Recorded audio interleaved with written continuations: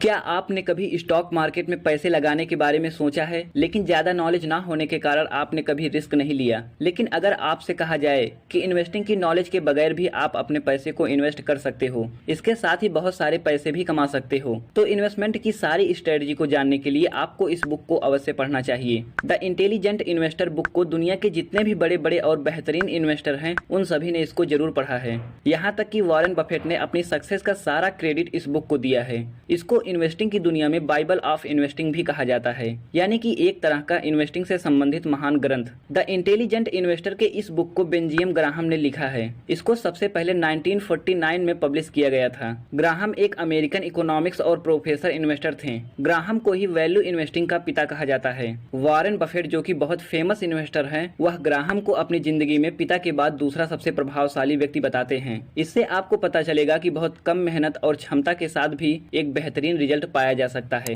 एक successful investing के लिए आपको किसी फैंसी डिग्री, हाई आईक्यू या लक की जरूरत नहीं है। बस आपको इन्वेस्टिंग की बेसिक नॉलेज, एक इन्वेस्टमेंट स्ट्रेटजी और अपने इमोशन को कंट्रोल करना आना चाहिए। अगर आप यह चीज करते हो तो आप इजीली स्टॉक मार्केट में बहुत अच्छा प्रॉफिट कमा सकते हो। यह बुक रीड करने में थोड़ा सा बोरिंग है, लेकिन इसके हर एक पेज पर टाइमलेस इन्वेस्टिंग विजडम है। Definition of investing. हमेशा अधिकतर लोग समझते हैं कि कोई भी चीज खरीद लो, फिर उसे 2 साल, 5 साल या 10 साल तक रखे रहो तो वो इन्वेस्टिंग होती है, जबकि यह इन्वेस्टिंग बिल्कुल नहीं है। ग्राहम ने सजेस्ट किया है कि इन्वेस्टिंग में 3 चीजों का होना बहुत जरूरी होता है। अगर यह 3 चीजें नहीं है तो आप इन्वेस्टिंग नहीं बल्कि गैम्बलिंग कर रहे हो। यह 3 चीजें इस प्रकार हैं। First, thought analysis. आप किसी भी चीज को इन्वेस्ट कर रहे हो तो उसके पीछे कुछ कारण होने चाहिए। आपकी एक डीपर एनालिसिस होनी चाहिए। वो एनालिसिस करे बगैर आप कुछ भी कर रहे हो तो वो इन्वेस्टिंग नहीं है। Second, safety of principal. जो पैसा आप लगा रहे हैं वह पैसा सुरक्षित होना चाहिए। ऐसी बात उस इन्वेस्टिंग प्रोसेस में होनी चाहिए जहां तक प्राइस तो हर रोज ही ऊपर नीचे होता है, लेकिन साल या 6 महीने को देखे तो आपका लॉस नहीं होना चाहिए। मतलब आप जो पैसा लगा रहे हो वह सेफ होना चाहिए। Third, adequate return. आपको इन्वेस्ट किए गए अमाउंट पर सफिशिएंट रिटर्न भी मिलना चाहिए। डिफिकल्ट रिटर्न थंबनेल रूल के हिसाब से वो होता है जो आपको फिक्स एसेट से मिलता है, उससे 5% ज्यादा होना चाहिए। जैसे कि अगर आपको एफडी के ऊपर 7% का रिटर्न मिल रहा है, तो अगर आप इक्विटी में इन्वेस्ट कर रहे हो तो उस पर 12% का रिटर्न मिलना चाहिए। अगर यह 3 चीजें आपके इन्वेस्टमेंट में शामिल है तो इसे ही सही इन्वेस्टिंग कहा जा सकता है। अगर यह तीनों चीजें नहीं है तो उसे गैम्बलिंग बोला जाता है, जिसमें आप तुक्का मार रहे हैं कि मैंने किसी कंपनी का शेयर ले लिया है, शायद यह शेयर चल जाए। Concept of mister market. Benjamin Graham का कहना है कि बाजार जो आपको रोज शेयर के भाव पेश करता है कि आज यह चीज 100 रुपए में ले लो, तो कभी बोलता है 110 में ले लो, तो कभी 50 में ले लो। इसको उन्होंने मिस्टर मार्केट वाली थर्मिनोलॉजी से शो किया है। वह कहते हैं कि मिस्टर मार्केट रोज आपके सामने किसी कंपनी का शेयर किसी खास भाव पर आपके सामने रखता है। वह कहते हैं कि मिस्टर मार्केट अधिकतर सही समय होता है, यानी 60% से 70% किसी कंपनी का भाव सही होता है, लेकिन कभी कभी वह इमोशनल प्रॉब्लम में पड़ जाता है। इसी के कारण वह कभी बहुत सस्ता प्राइस कोट करता है या फिर कभी बहुत महंगा प्राइस कोट करता है।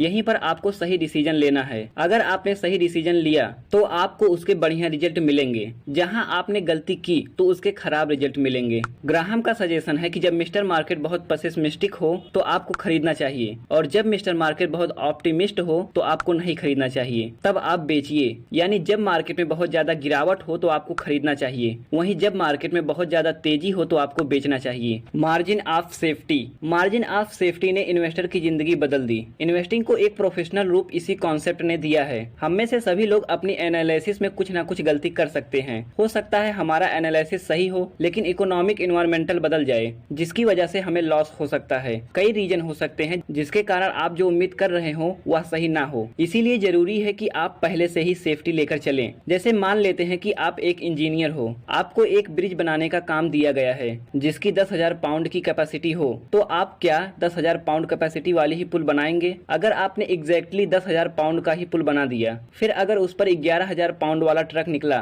तो ब्रिज टूट जाएगा, फिर आपके लिए प्रॉब्लम हो जाएगी। तो हमें मार्जिन ऑफ सेफ्टी लेकर चलनी चाहिए। इसीलिए हमें 12,000 पाउंड की कैपेसिटी वाली ब्रिज बनाना चाहिए ताकि उसको सेफ्टी मिल जाए। यही सेफ्टी आपको इन्वेस्ट करते समय भी मिलनी चाहिए। वह तब मिलेगी जब आप किसी भी कंपनी का शेयर उसके फेयर प्राइस से नीचे खरीदें। अगर उसका फेयर प्राइस 100 रुपए है तो आपको उसे 70, 80 या 60 में खरीदना चाहिए। जब आप उसे नीचे के भाव पर खरीद रहे हैं, यानी 100 की चीज को 70 में खरीद रहे हैं, तो जो आपकी तरफ से एनालिसिस में गलती हो सकती है वह यहाँ पर डिस्काउंट हो जाएगी। कंपनी का थोड़ा बहुत बहुत बिजनेस जो खराब हो सकता है वो आपको सेफ्टी देगा, या ओवरऑल बिजनेस इन्वायरमेंट खराब हो जाए तो यहाँ आपको सेफ्टी मिल जाएगी। इसीलिए हमेशा मार्जिन ऑफ सेफ्टी का ध्यान रखना चाहिए। Type of investors. Benjamin Graham ने इन्वेस्टर के कुछ टाइप बताए हैं जो इस प्रकार हैं। Number 1, defensive investor. ये ऐसे इन्वेस्टर होते हैं जिन्हें लॉस से डर लगता है, जो टाइम नहीं देना चाहते, जो रिसर्च नहीं करना चाहते, इसके साथ ही जो ज्यादा रिस्क नहीं लेना चाहते। ऐसे इन्वेस्टर को डिफेंसिव इन्वेस्टर कहते हैं।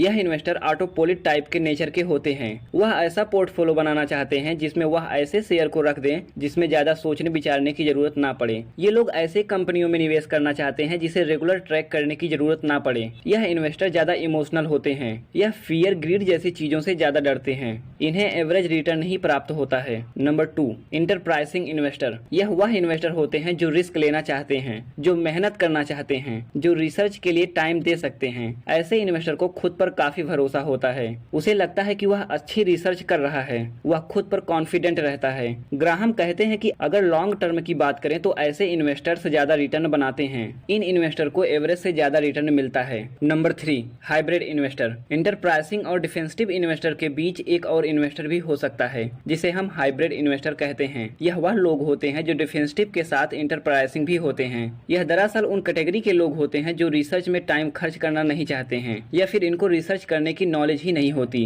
किसी सही व्यक्ति की एडवाइस लेने के लिए पैसा भी खर्च करना नहीं चाहते हैं। ऐसे लोग टीवी या सोशल मीडिया पर सुनकर अपने इन्वेस्टमेंट करते हैं। ऐसे लोगों को हमेशा बिलो एवरेज रिटर्न मिलता है। ज्यादातर समय वह लॉस में ही रहते हैं। ग्राहम सजेशन देते हैं कि आप हाइब्रिड इन्वेस्टर कभी ना बने। या तो आप प्रॉपर रिसर्च कीजिए, या नहीं कर सकते तो डिफेंसिव इन्वेस्टर की तरह स्ट्रेटजी को फॉलो कीजिए। ग्राहम ने इसके अलावा एक अहम बात की है कि आप जब भी शेयर खरीदें तो आपकी सोच एक बिजनेस ऑनर की जैसी होनी चाहिए। अगर आप इन्वेस्टमेंट को बिजनेस पार्टनर के तौर पर लेंगे तो आपको इसके बहुत अच्छे रिजल्ट मिलेंगे। अगर आप ऐसे नहीं लेंगे तो आपको अच्छे रिजल्ट नहीं मिलेंगे। इसीलिए आप इन्वेस्टिंग को एक बिजनेस के तौर पर लीजिए। Humble request. आपने इस बुक समरी में अब तक बेंजामिन ग्राहम के इन्वेस्टिंग से संबंधित कुछ महत्वपूर्ण सजेशन को जाना। इस बुक में उन्होंने इन्वेस्टिंग से रिलेटेड अन्य गोल्डन रूल का भी उल्लेख किया है। अगर आप भी इन्वेस्ट करके एक समृद्ध व सुखी जीवन चाहते हैं और अपने पैसे को सुरक्षित रखते हुए अपार पैसा अर्जित करना चाहते हैं तो आपको भी बेंजामिन ग्राहम की बुक द इंटेलिजेंट इन्वेस्टर को पूरा अवश्य पढ़ना चाहिए। अगर वीडियो थोड़ा सा भी इंफॉर्मेटिव लगा हो तो वीडियो को लाइक करके चैनल को सब्सक्राइब जरूर करें। बहरहाल आज की हमारी इस वीडियो में बस इतना ही। मिलते हैं नेक्स्ट बुक समरी के साथ, तब तक के लिए टाटा बाय।